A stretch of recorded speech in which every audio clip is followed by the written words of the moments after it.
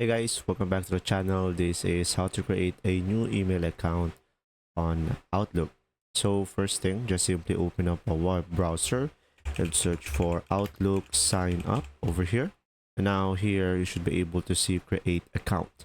So just simply click on the first one. From here guys, just simply select this one, get a new email address. And from here you will have multiple options. I recommend going for this one, outlook.com, and just simply provide your new email over here and click on next. And after that, just simply provide your password guys over here. And from here, as you can see, it must be uppercase letter, lowercase, numbers, and symbols. And after that, just simply provide your first name and last name and click on next.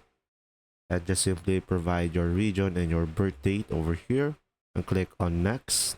And after that, just simply solve the puzzle. And there you go. I hope this video helped you understand more. If you do, leave a like and thanks for watching. See ya.